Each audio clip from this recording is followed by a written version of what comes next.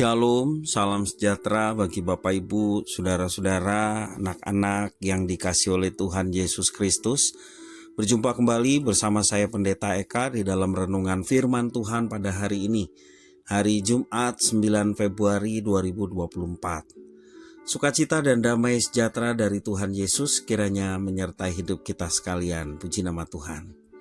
Pembacaan firman Tuhan hari ini sampai pada pembacaan surat Paulus kepada Titus yang pertama. Kiranya firman Tuhan memberkati kita sekalian. Baik, sebelum kita akan merenungkan bagian firman Tuhan hari ini, mari kita akan berdoa bersama. Tuhan Allah Bapa di surga, di dalam nama Tuhan Yesus, kami datang padamu mengucapkan syukur terima kasih buat kasih setia dan pemeliharaan Tuhan atas kami sampai pada hari ini. Biarlah setiap kebaikan Tuhan membawa kami hidup dalam ketaatan akan firman-Mu. Karena itu setiap kali kami membaca, merenungkan bagian firman Tuhan, Kau yang mampukan supaya kami dapat memahami serta dapat menerapkannya dalam hidup kami setiap hari. Terima kasih Bapa, inilah diri kami sedia untuk belajar firman-Mu. Demi nama Yesus Kristus kami berdoa. Haleluya. Amin. Titus pasal yang pertama menjadi bahan perenungan di ayat 5-16.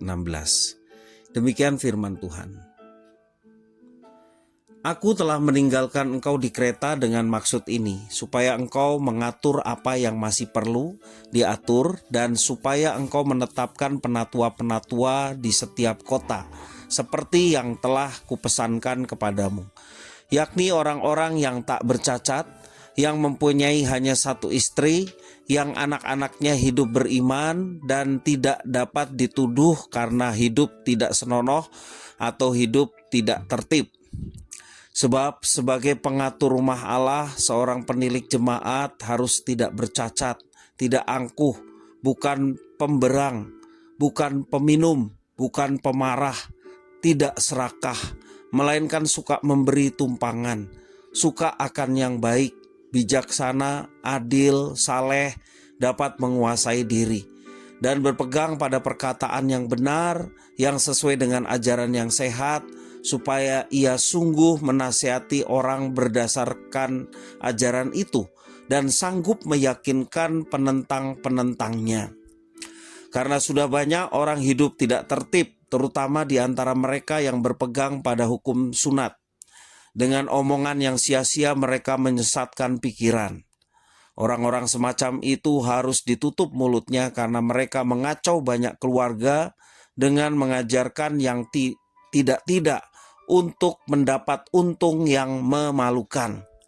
Seorang dari kalangan mereka, nabi mereka sendiri pernah berkata, "Dasar orang Kreta pembohong, binatang buas, pelahap yang malas."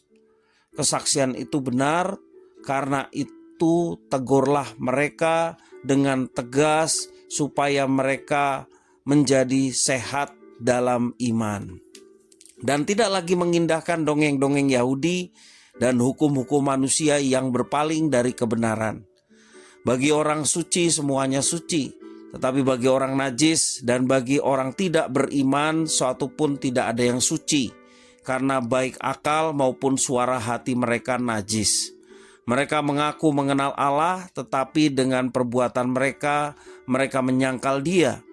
Mereka keji dan durhaka dan tidak sanggup berbuat sesuatu yang baik. Demikian firman Tuhan. Bapak Ibu, saudara-saudara yang dikasihi oleh Tuhan Yesus Kristus, kata kudus berasal dari bahasa kados, yang artinya terpisah, yaitu terpisah dari segala hal yang berdosa dan yang melawan kehendak Tuhan Allah. Kudus berarti dikhususkan bagi kepentingan kemuliaan Tuhan Allah. Seperti yang dinyatakan di dalam Titus 1 tentang penetapan penatua jemaat di Kreta, penatua yang baik adalah orang yang hidup tidak bercacat, hanya punya satu istri, dan mendidik anak-anaknya untuk hidup beriman. Ia bukanlah orang yang angkuh, juga dikatakan bukan pemarah, pemabuk, atau orang yang serakah. Sebaliknya, seorang penatua jemaat, ia suka menolong, suka berbuat baik, bijaksana. Dia memiliki sifat yang adil, tidak tebang pilih. Dia juga orang yang saleh dan dapat menguasai diri.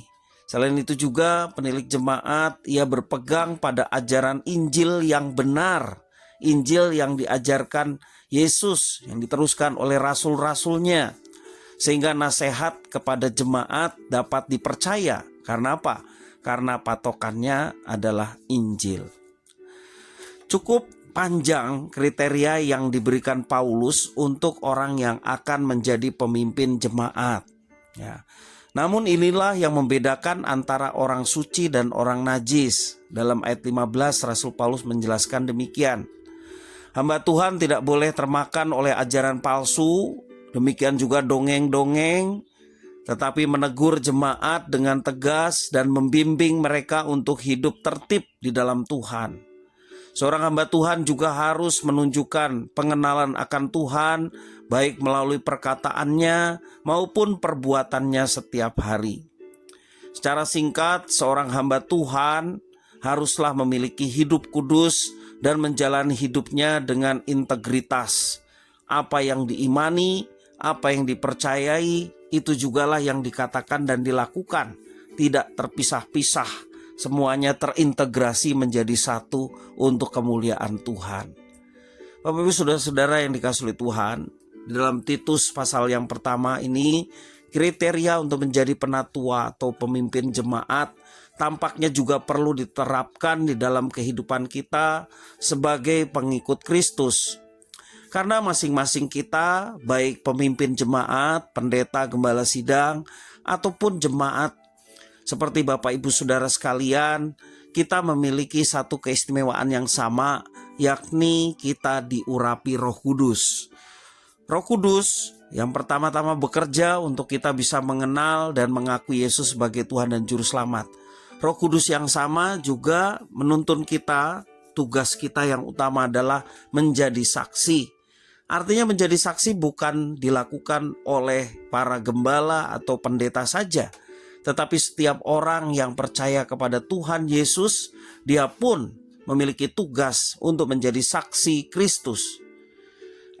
Kalau Roh Kudus turun ke atas kamu, kamu akan menjadi saksiku. Itu yang dikatakan kitab suci. Jadi memang setiap pengikut Kristus juga dapat menerapkan kriteria-kriteria menjadi penatua jemaat, ya. Ya, kita dipanggil untuk hidup kudus. Itu bukan hanya para pendeta yang diminta untuk seperti itu. Tentunya setiap orang percaya. Ya, setiap perkataan dan perbuatan kita juga harus dikhususkan untuk kemuliaan Tuhan. Sebab segala sesuatu diciptakan dari Dia, oleh Dia, kepada Dia, bagi Dialah kemuliaan untuk selama-lamanya. Karena itu kita harus menghindarkan diri juga dari kenajisan dunia.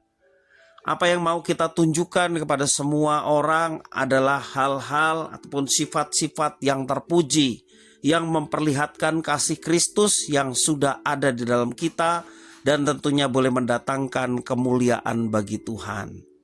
Dengan memiliki sifat-sifat rohani yang sudah disampaikan tadi, kita tidak akan menuai celaan dari orang-orang dunia. Sebaliknya kita mencerminkan Kristus yang penuh kasih dan kedamaian. Dengan demikian kita memperkenalkan Kristus kepada dunia melalui tutur kata dan sikap hidup kita yang sesuai dengan rencana dan kehendaknya. Sifat-sifat seperti itu yang dikatakan Paulus, ya, yang perlu kita tumbuhkan dan kita wujud nyatakan di dalam kehidupan kita setiap hari. Nah, kita sebagai hamba Tuhan, demikian juga jemaat Tuhan dipanggil untuk hidup kudus di hadapannya. Kiranya Tuhan senantiasa memberikan kemampuan kepada kita bersama, baik hamba Tuhan maupun seluruh jemaat, boleh bersama-sama melaksanakan apa yang diperintahkan Tuhan, sehingga hidup kita yang menjaga kekudusan, melakukan hal-hal yang baik seperti yang dinyatakan dalam firman Tuhan, sungguh boleh menjadi berkat bagi banyak orang. Kita boleh menyatakan ciri sebagai murid Kristus hanya dengan melakukan apa yang difirmankan, berbeda dengan dunia, sehingga dunia tidak akan mencela ketika kita melakukan seperti untuk Tuhan. Bapak Ibu Saudara-saudara yang kasih oleh Tuhan, Memang melakukan yang baik saja masih bisa menjadi celaan. Apalagi kita tidak melakukan sesuatu yang baik. Wah, dicelanya luar biasa. Karena itu jangan sampai kita dicela oleh karena perbuatan kita yang tidak sesuai dengan kehendak Tuhan.